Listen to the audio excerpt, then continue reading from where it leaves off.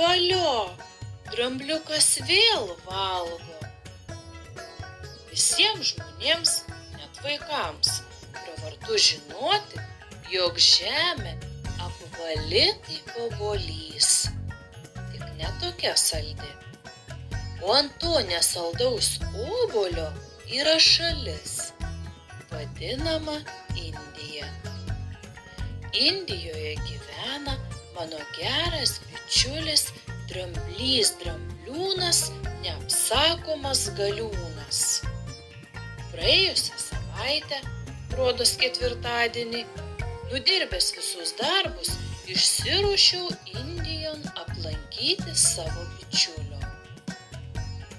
O jis sutiko mane toks paniuręs, kad nors apsisuk ir grįžk namo. Pasirodo, jo sūnus drambliukas mažutėlis kaip kalniukas visiškai prarado apetitą.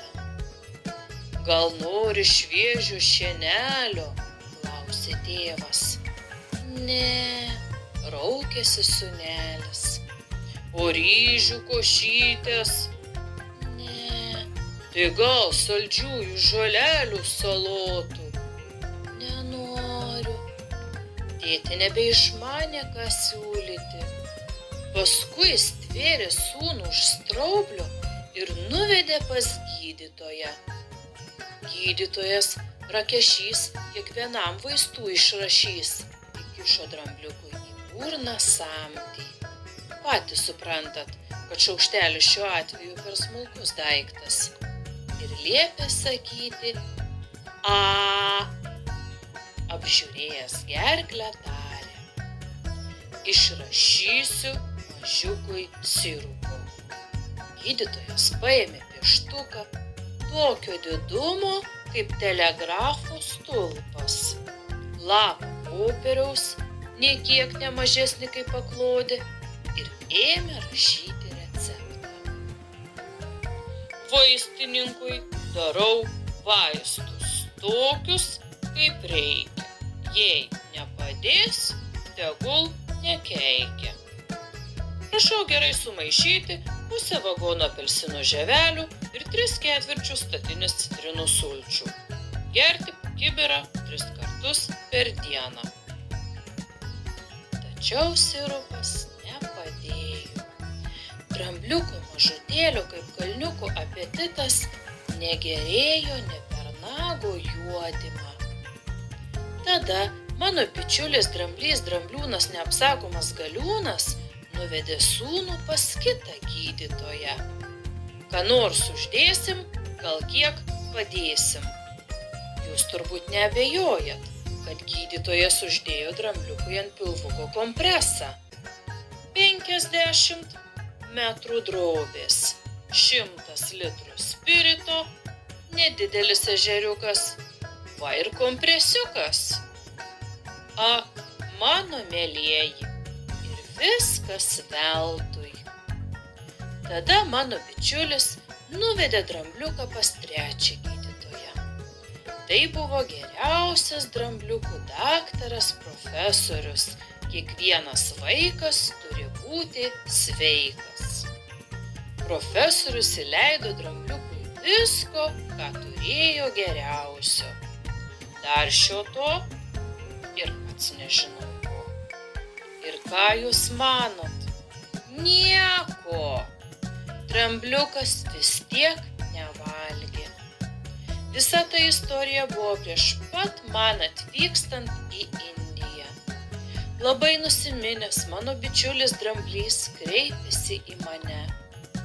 Ką dabar daryti? Nusiramink, drauguži, tariau. Aš išgydysiu tavo sūnų.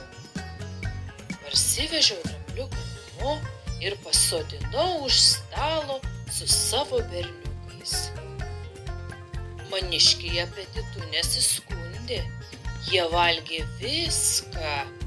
Mėsą, bulves, kiaušinius, košę ir sumuštinius, saldų pieną ir kefyrą, lauro lapą ir pipirą, baltą duoną ir plikytą, ir be to dar visa kita.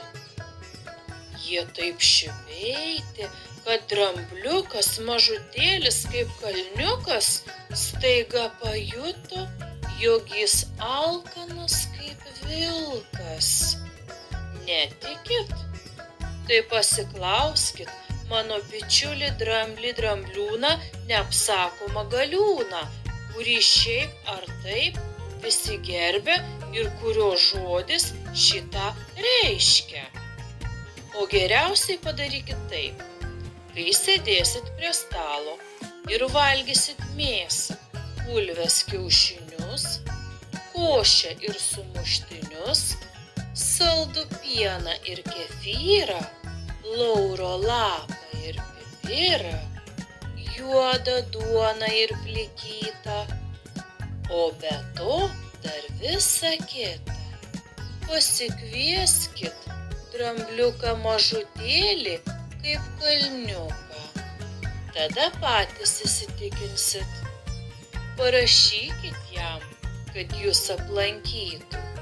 Jei nežinot adreso, tai galit rašyti jo tėtei, mano bičiuliui drambliui drambliūnui neapsakomam galiūnui.